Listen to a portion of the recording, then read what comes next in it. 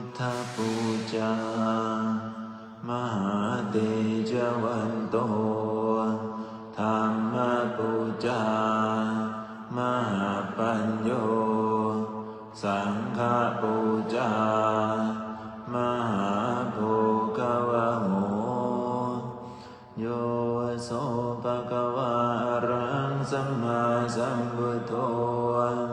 สวากขาโตเยนะภะคะวะตาธัมโมสุปฏิปันโนยัสสะภะคะวะโตสาวกสังโฆตามะยังภะคะวันตังสัทธัมมังสัสสังฆังอิเมหิสักการเรหิยะถาระอังอโรปิเตหิอภิปูชยามะสาธุโนมันเตภะคะวะสุจิระปรินิพพุโตปิ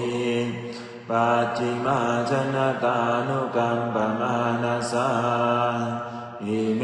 สักการเรทุกขตปันนาการะภูเตปฏิกันนาตุอามากังดิกรตังหิตายะสุขายาอะระหังสัมมาสัมพุทโธภะคะวันตังอภิวาเทมิสวากขาโตภะคะวะตาธัมโมธัมมังนัมมัสสามิ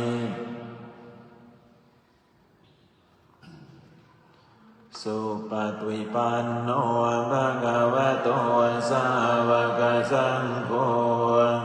สังฆังนะมามิ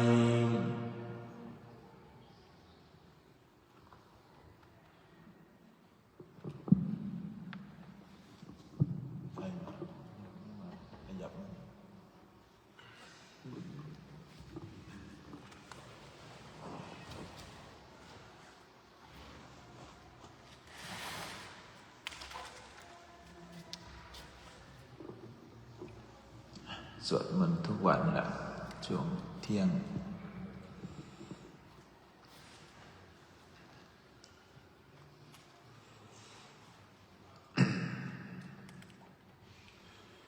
วันนี้สวด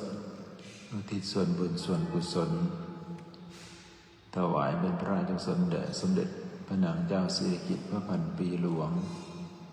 และก็เป็นบุญอุทิศให้กับทหารผู้ที่สละชีพเพื่อชาติ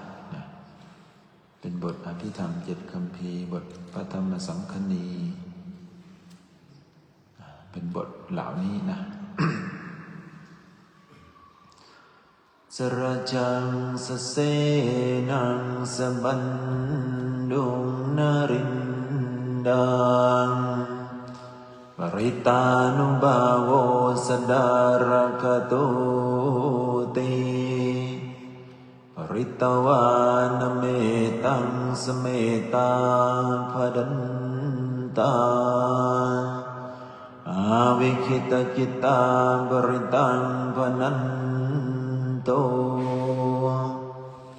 สมันตาจักวาเรสุอันตรังจันตุเดวตาสัตตัมมังมุนิราชสาสุนันโตสังฆโมคดังสังเอกามิจรูเปกิริสิกรตเตจันดลิเควิมาเนดีเปรเทจังกามิตรุวนังกาเนเกวัตุมิเขเตอุมมาจายันตุเดวะจรตรวิสเมยังกันทัพพนากาติทันตาสันติเจยังมุนิวรวะจนังสัจโวเมสุนันโตบุตตดัสสนากาโลยัมวดันตานัมม มัสสวนากาโลยัมบดันตาสังฆปายิรูปัสสนากาโลอายัมบดันตา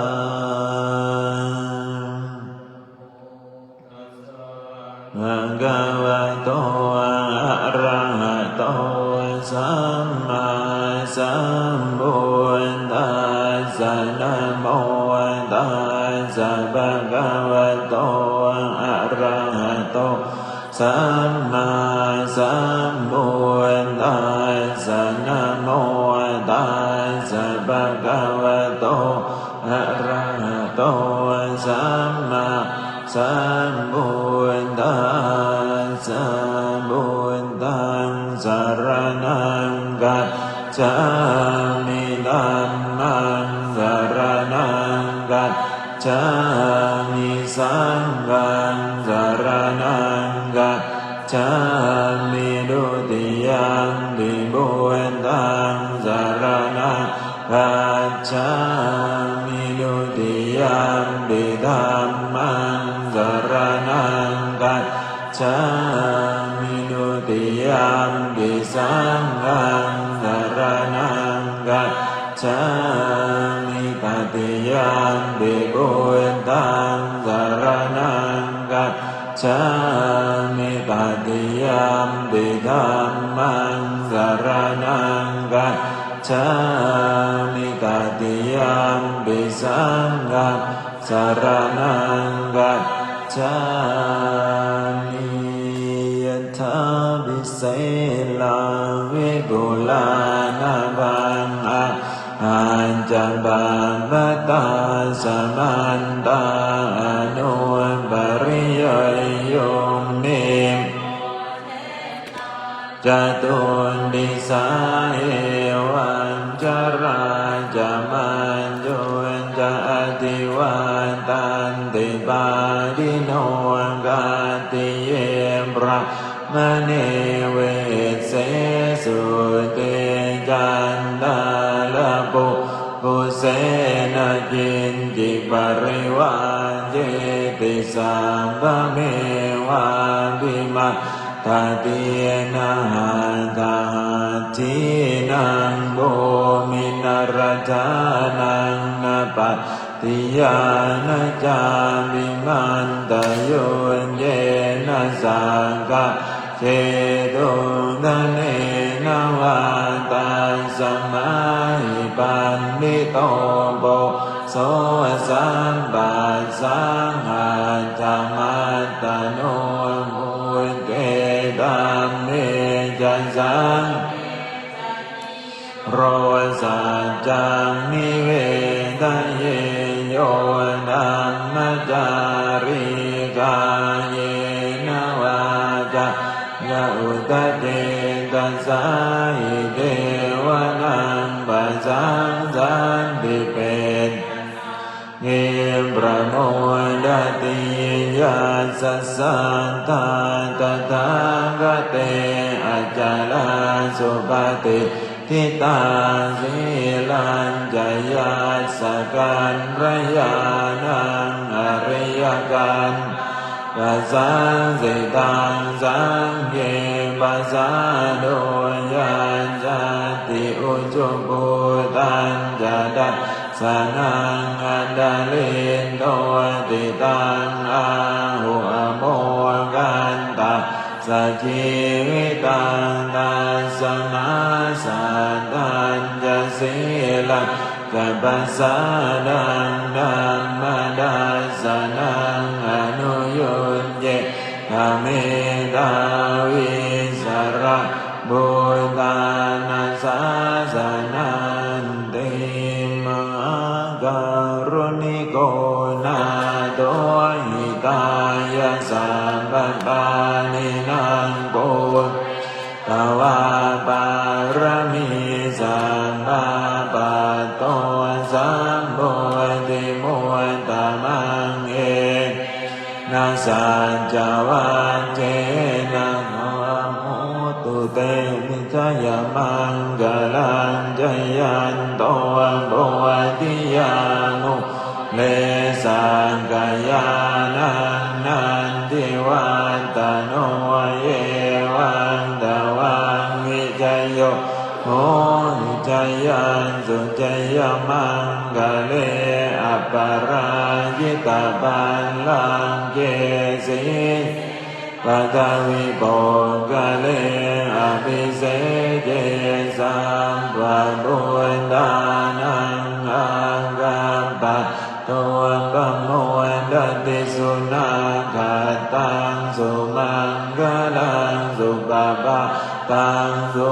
วันติตังสุกันโอสุโมวันโตจะสุเยธัมรันนาจาริสุปดากินังกายกัมมังวาจากัมมังปดากินังปดา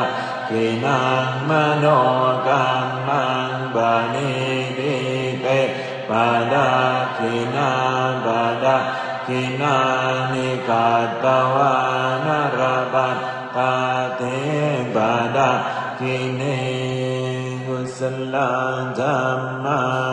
กุศลธัมมาปยากตาธัมมาสุขายเวทนายสัมปยุตตาธัมมาดุขายเวทนายสัมปยุตตาธัมมาดุขมสุขายเวทนายสัมปยุตตาธัมมา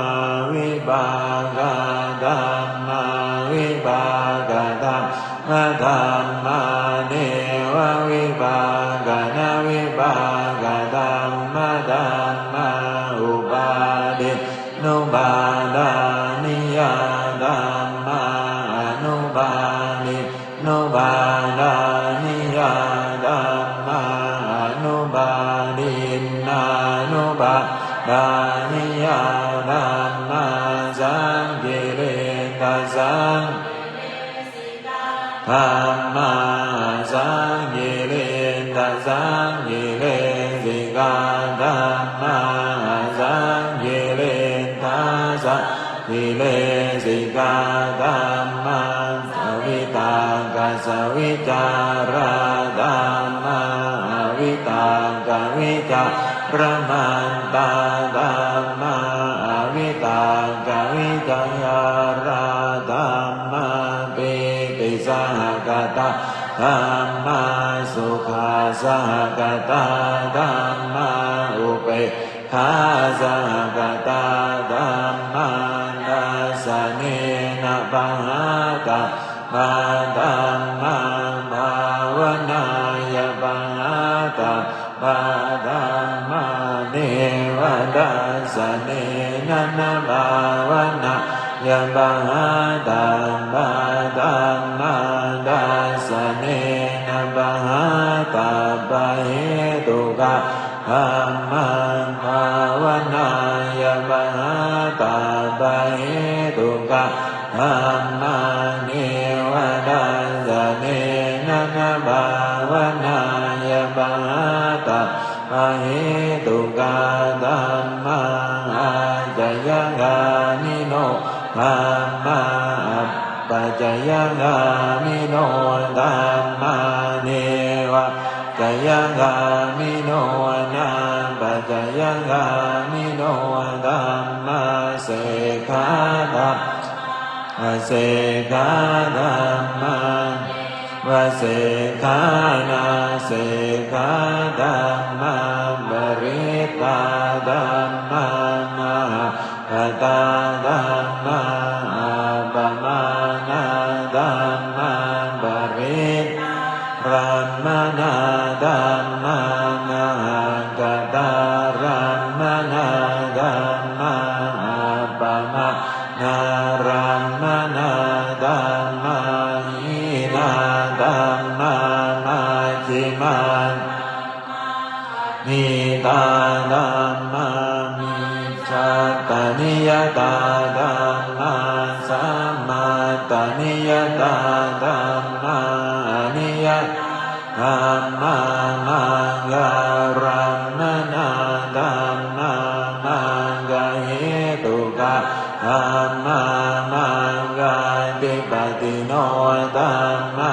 อุปันนาธัมมาอนุปันนาธัมมาอุปาทิโนธัมมาอติตาธัมมาอนาคตาธัมมาปัจจุบันนาธัมมาอติการัมมนาธัมมาอนาคตารัมมนาธัมมาปัจจุบันนารัมมนาธัมมาอัจฉตาธัมมามหินทาธัมมาสัตตมหินทาธัมมาอัจฉการัมมนาธัมมามหินทารัมมนาธัมมาสัตตมหินทารัมมนาธัมมาสนิดาสนะสัมปติฆะธัมมานิดาสนะสัมปติฆะธัมมานิดาสนะปฏิฆะธัมมาปัญจขันธรูปขันโตเวทนาขันโตสัญญาขันธ์สังขาราขันโตวิญญาณังขันโตตวาดัสสายตนะนิจักขวายตนะรูปายตนะโสตายตนะสัทธายตนะฆานายตนะกันตายตนะยิวหายตนะรักสายตนะกายายตนะโพธพายตนะนายตนะธัมมายตนะอัฏฐารสตัตตุโยจังกุธาตุปัฏฐาตุจังกุวิญญาณธาตุโสตธาตุสัทธันธาตุโสตวิญญาณธาตุขันธาตุขันธาตุขันวิญญาณธาตุจิวหาธาตุรสธาตุจิวหาวิญญาณธาตุกายธาตุโภ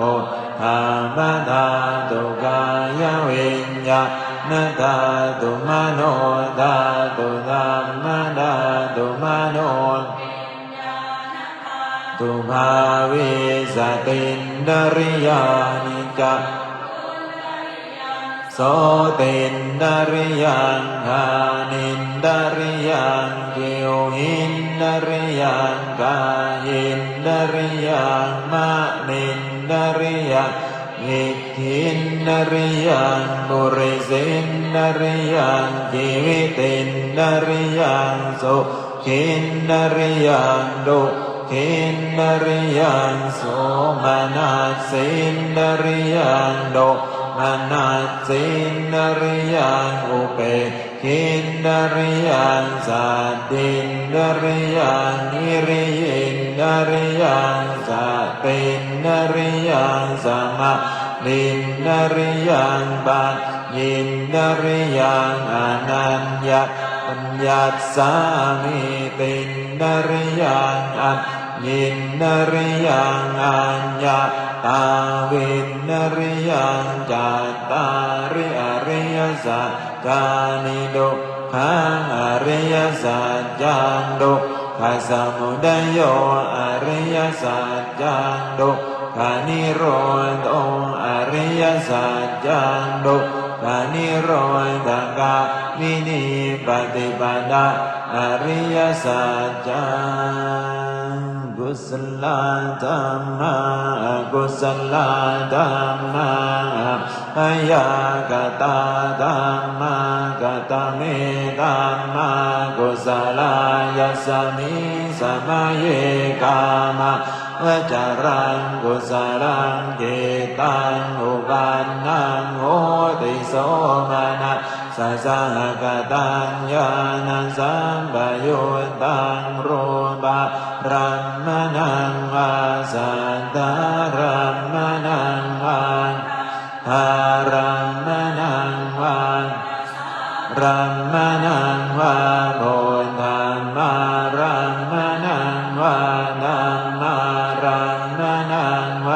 ยังยังวะปนารัมปตาสมิสมัยเย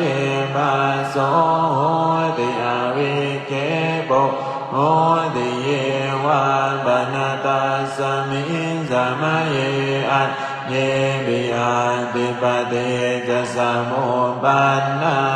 รุติโนธัมมาหิเมธัมมากุศลาปัญจกันธารูปังกันโตเวทนาขันโตสังขาราขันโตวิญญาณขันโตตังกตโมโรปังกันโตยังยินจิโรปังอติตานังกัตตะปัจจุบันนังอาทัตตังวะมะเหตาวะโอระริกังวะสุภมังวะหินังวะปณิตังวะยันตุเรวะสันติเจ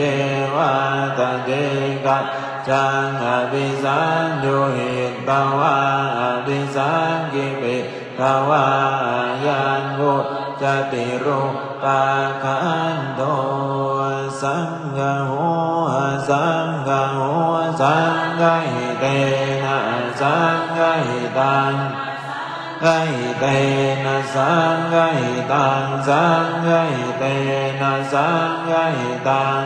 สังฆหิเตนะสังฆหิตังสัมปโยโกวิปโยโก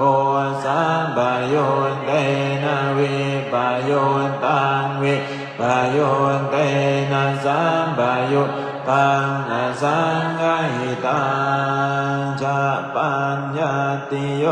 ขันธปัญญาติอายตนะปัญญาติธาตุปัญญาติสัจจะปัญญาติอินทริยปัญญาติปุงกลปัญญาติสังฆาวตาปุงกลานังปุงกลปัญญาติสมัยวิมุตโต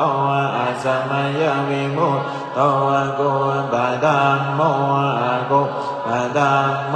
ปริหานธัมโมอปริหานธัมโมเจตนาขณะบางโกบุตุจะโนโกตระบุญปยุบารโตอปยุบารโตบางบางกัมโนบางบางกัมโนนิยโตอนิยโตปฏิปันนโกบาเลติโตอะระหะอะระหันตายปฏิปันโนปุงกะโลอุปลาปฏิจาจิกะตัปรมาเทนาติอามันตาโยจาจิกะโทปรมันโตตะโตโสปุงกะโลอุปลาปฏิจาจิกะตัปรมาเทนาตินะเหวังวันตังเบหะจานาหินิกังติปุงกะโลอุปลาปฏิจาจิกะตัปรมาเตนะเตนะวัตเรวัตตังเบโยจะจิกะโตปรมันโตตะโตโสปุงกะโลอุปลาปฏิจานาติมิจาเยเจจิกุสลาธัมมาสัพเพเตกุสลมูลาเยวะบรรณกุสลมูลาสัพเพเตธัมมากุสลาเยเจจิกุสลาธัมมาสัพเพเตกุสลมูเลนะเยกะมูลาเยวะปะนะกุสลมูเลนะเอกะมูลาสัพเพเตธัมมากุสลาเห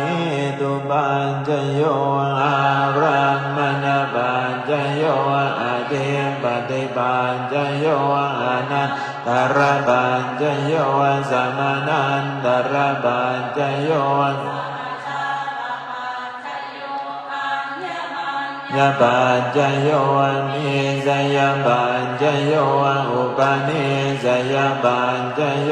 ปุเรนดาตปัจจโยปัจจายาตปัจจโยอาเสวนาปัจจโยกัมมปัจจโยวิปากปัจจโย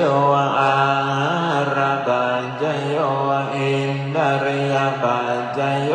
ญาณปัจจโยมากปัจจโยสัมปยุตตปัจจโยวิปยุตตปัจจโยอาทิปัจจโย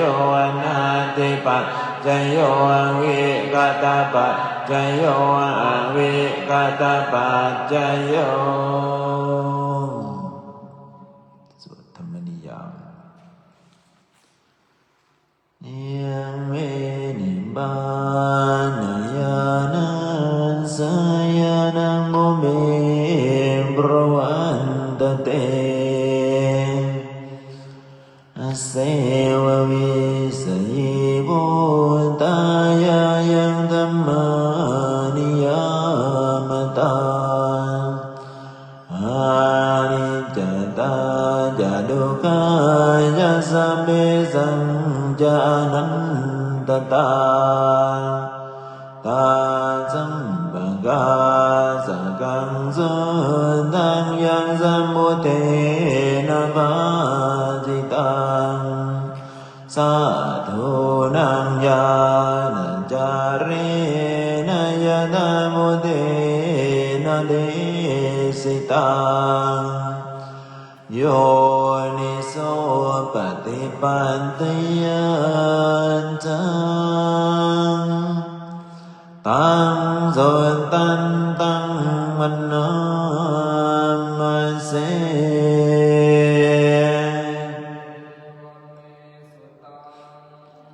เอกังสมยังภะคะวะสาวะติยังวิหารติเจตวะเนอัตถบินทิกาสาราเนตาตระโกภะคะวะภิกขุอามัตเตสิภิกขโวติมาดันเตติเตภิกขุภะคะวะโตปัญจโสสงภะคะวะเอตันโหจาปาดาวะภิกขเวตันตะอนุปาดาวะตตะตานันติกาวะสาธาตุธัมมะทิตตาธัมมนิยามตาสัพเพสังขาราอนิจจติตันตถาคโตอภิสัมกติอภิสัมเมติอภิสัมพุทธิตวะอภิสัมเมตวะจิกติเดเสติปัญญาเปติปันตะเปติวิวรติวิวัจติโอตานิกโรติสัมเปสังขารานิจจติอุปาดาวะภิกขเวตัตถาคตานังอนุปาดาวะตัตถาคตานังทิตาวะสัง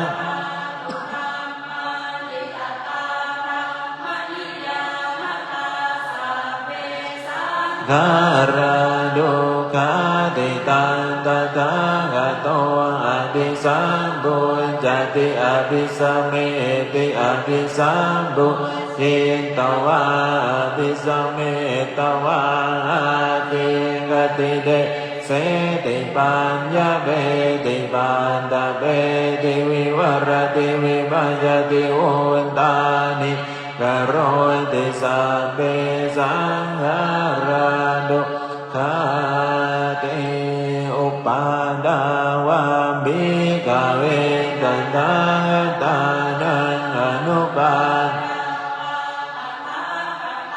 นันติตาวะสาธาตุธัมมาติตัตตาธัมมนิยามตาสัมเวดา ตาปิตังตตังกะโตอภิสัมพุจติอภิสัมเมติอภิสัมพุจิตตวาอภิสัมเมตวาคิคติเดเสติปัญญาเปติปันตะเปติวิวรติวิวัจติโอตานิกโรติสัมเปธัมมาอนัตตาติธัมมโวจะภะคะวะอัตตมนาเตปิโก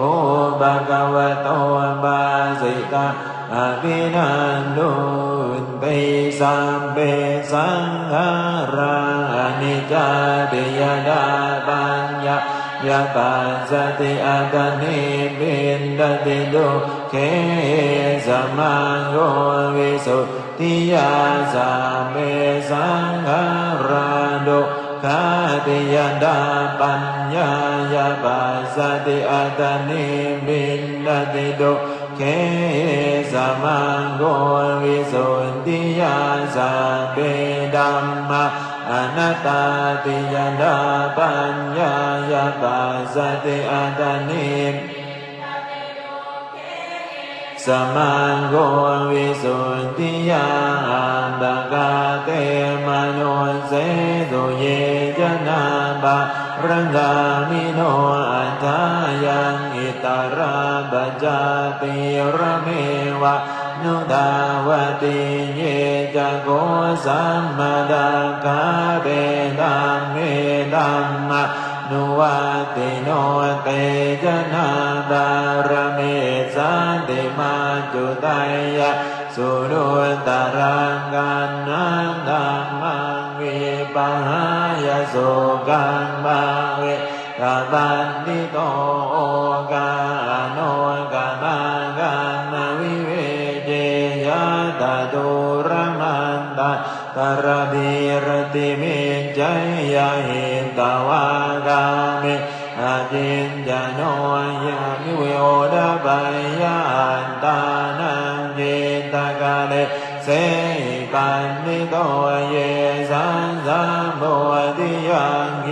สุสัมมาจิตังสุภาวิตังอาดานาปานินิสังเกอนุบายายะเยรตาจินะสวายุติมันโตเตโลเจวินิพุตาติยวิจจาปัญจยาสังขาราสังขาราปัจจยาวิญญาณังวิญญาณปัจจยามโรบังนะมโรปัญจยาสลายตานังสลายตนะปัจจยาบัสโสบัสสะปัจจยาเวทนาเวทนาปัจจยาตัณหาตัณหาปัจจยาอุปาทานังอุปาทานปัจจยาภวภวปัจจยาญาติปัจจยาสัพพมรณังโสกปริเทวตุอโนมานาสุปายาสาสัมภวันติเอวะเมตาสะเจวะลาสะดุกากันตัสสะสมุทัยโยโหติอวิจจายตเววะอาเสสวิระกนิโรธาสังขารนิโรธสังขารนิโรธาวิญญาณนิโรธวิญญาณนิโรธานามโรปนิโรธนามโรปนิโรธาสลายตนะนิโรธสระยตนะนิโรธาปัสสะนิโรธปัสสะนิโรธาเวทนานิโรธาตัณหานิโรธตัณหานิโรธาอุปาทานนิโรธอุปาทานนิโรธาโรโตภาวะนิโรธาญาตินิโรธญาตินิโรธาจรามรณังโสก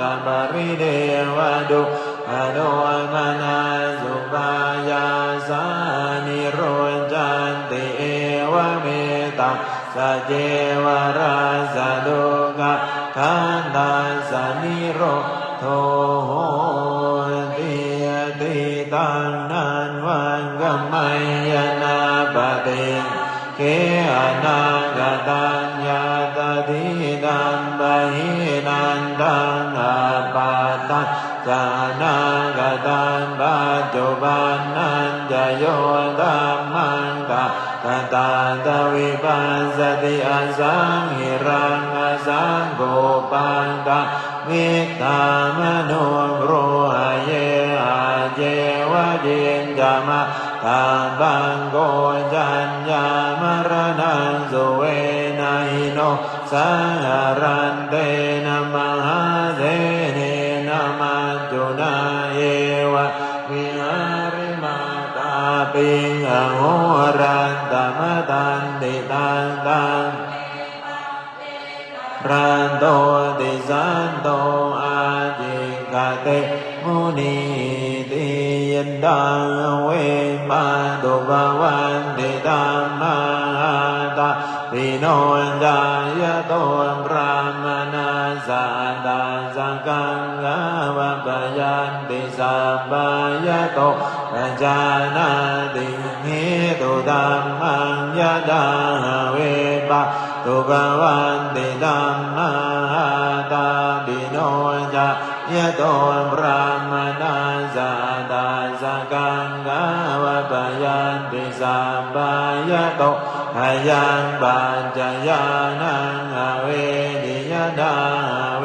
ปะตุภวันติธัมมาตาปิโนจายโตพระมนาสวิตุปยันติตริมารเสนังสุโรวะโอสวะสมันตาลิขันติยเนจาติสังสารังสันตาเวสังหาเนมิจังอาการังกเวสันโตดุขาจาติปุนันปุนังกาการกะดิโตติปุณเกหังนะกะนามิสัมเปเตสวาสุกาบังกากะโกตะวิสังหตังวิสังการกะตังเจตังตัณหานังขยามันจักกาตินิทิงนิเตปิปุริโสกัมมิเรอุตกันติเจเทเจเจสมุปบาเมอัตตายเมภเวสติราชโตวะตุโรตาสะโจระโตมิริสันตวายนาสวะปะโมขายะโตปิเกอปดาสุวะเอตดันทายโลกัสสมินิตินามนิติยติตาวะสุนิสิโตสันโตกัมมิเรอุตกันติเจนะสัมโพสัมปดาเยวตาสตังอุปกัปปตินิตินาทานาจาวติสัญญาวาสวิมุยหเตนากาวาปนะเมติยังกาวาปิหารันตินังอภิยาวาปิดายานาอุตรันติอปัสสโตยดาอุญญากโยโหติสัมปเมตาวินาสติยัสสดาเนนะสิเลนะสัญญาเมนันดเมนะจานิติสุนิโตโหติติยาปุริสันตวะเจติยามิยสังเกวะโกคันเลอธิติสุวามาตาเรปิตาเรวะวิอาโดเสตัมปิปาตาเรโสนิทิสุนิโตอาจายโยอนุกามิโยปายกัมมณิเยสุเอตังอาดายกัสติอาสาดารณมันเยสังโจระระโนนิติกายิราสติโรบุญานิโยนิติอนุกามิโก วามโนสานังสัมปังกามันตโนนินิยังยังเดวาติปันเตติสัพพะเมตังวินัปปตินาตาสุสารตาสุสันธานังสุโรปตาอธิปัจจังปริวารโรสัพพะเมเตนะราปติปเตสาราจังเอสาริยังจักกวาติสุขังมิยันเดวาราจังเบเดเมสุสัมภเมเตนะราปติมานุสิกาจะสัมปติเดวโรเยจยารติจะนิบานะสัมปติสัมภเมเตนะราปติมิตาสัมมันตมังกัมมโยนิโสเจประยุญจโตวิจาวิมุตติวสีบาโวสัมภเมเตนะราปติปฏิสัมมิทาวิโมกขายายาจะสาวกปารมีปะเจกันโบติโพตโพมิสัมภเมเตนะราปติวังมหาติกายสายดิดังบุญญาสัมปดาตาสมาธิราปัสสันสันติปัฏฐิตาจักขัปัญญาตันติติโรสุตุเตสุเตตันติสันติสิงหะหะเกสุจันตวารดังสติตันตุอาคันตวานะสกันกรังบะหุเตอันนะบานามิสันจะโบเจอุปัฏฐิเตนันสังโฆจิสรติสัตตานังกัมมปัตติยาเอวังนะดันติยาเตนังเยโหติอนุกัมปะกาสุจิงปณิตากาเลนะกาปิยังปานะโภชนังอิดังโมยาตินังโหตุสุขิตาโหตุยาตโยเปจตาตัสมากันตวายาติเปตาสมากตาปะหุเตอันนะบะนามิสากาจังอนุโมดะเรจิวังจีวันตุโนยาติกันจักตาปุญญาตายกันจานิบาลานาหิตันตกสิยาติโคระเกตนาวิจติวานิจาตาดิสีนาติระเยนะกายากายังอิโตนิเนนยาเป็นติเปตากาลกตาตาหิงุณนาเทอุตกังวุทังยานาดินังระวัตตติยันทาวาริวังปุราบริปุเรนติสาหรังเอวะเมวะอิโตทินังเบตานังอุปกาปติอันดาสิเมอากาสิเมยาติเมตาสังฆาจาเมเปตานันดาทินันดาจาบุเมกตมโนสรังนาหิรุนังวาโสโกวายาวัญญาบริเดวนานาตาเปตานามันทายาเอวันติทันติยาตโยอายัญจะโกดากินาดินาสังหิตาดิการันตังหิตายาสัจจานะโสอุปการปฏิโสยาติธัมโมจะอายังนิดาสิโตเปตานะบุญญาจักตาอุลาลามาลาจะภิกขุนะมโนปดินนันโตเฮหิปุญญังปัสสุตังอนาปกันติสิริติติมติเตโย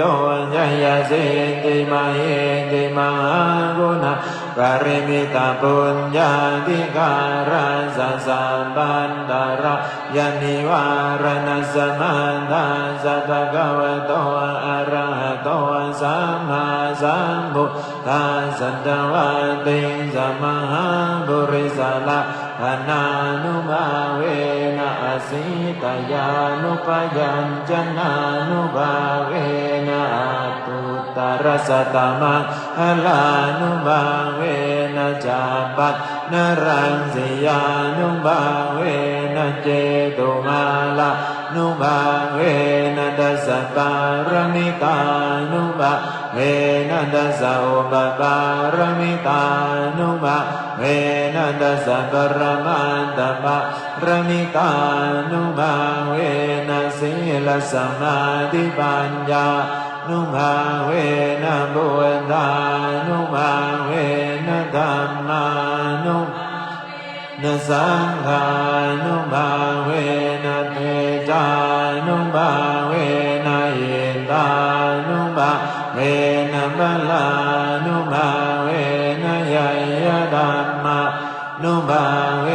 นะจตุราสีติสหัสธัมมาขันธานุภาเวนะนวโลกุตรธัมมานุภาเวนะอันตังยิกามังกานุภาเวนะอันตสมาปฏิยานุภาเวนะจัลวิญญานุภาเวนะจตุสัจจญาณา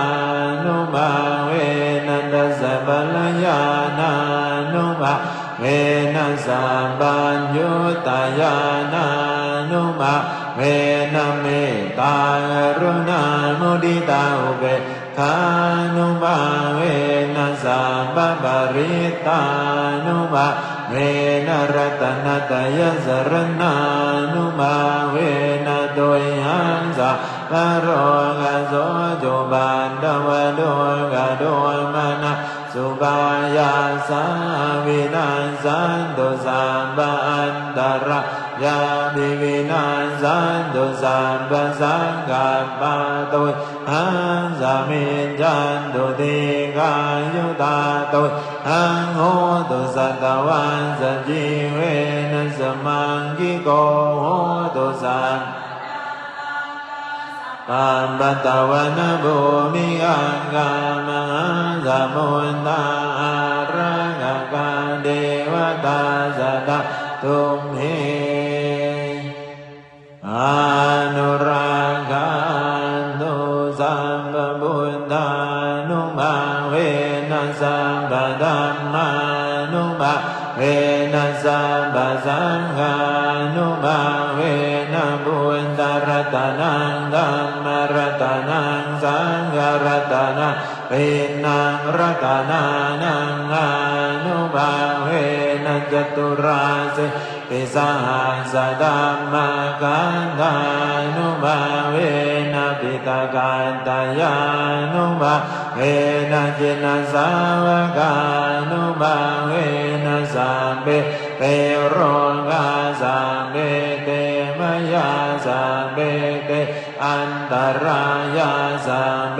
เตอุบัติตวาสัมเปเตดุลนิมิตาสัมเปเตอวมังกลาวินาสันตุอายุวัตโกธนวัตโกสิริวัตโกยศวัตโกบาลวัตโกวันนวัตโกสุขวัตโกโหตุสัมปทาเวลาโสกาสันตุจุปันตวาเนกาอันตรายาบิวินาสันตุจเตจันสาจยสิทธิกนังลาบังโสตหากยังสุขังบารังสิริอายุจาวันโนจะโกกังโห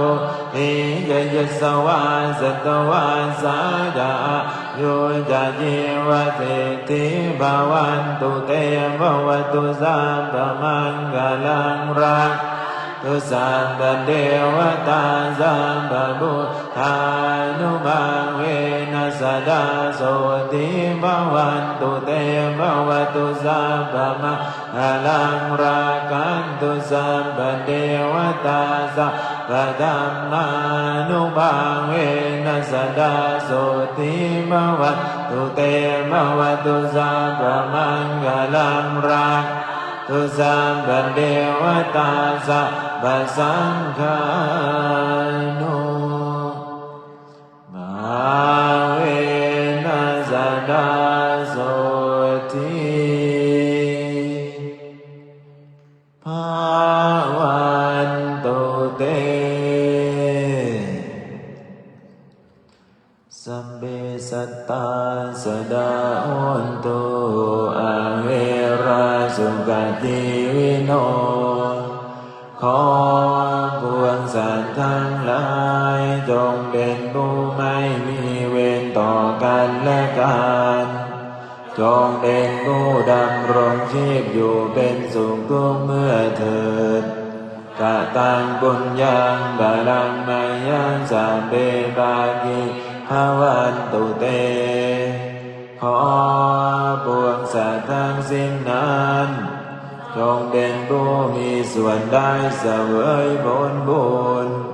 ที่ข้าพระเจ้าได้บำเพ็ญด้วยกายวาจาใจแล้วนั้น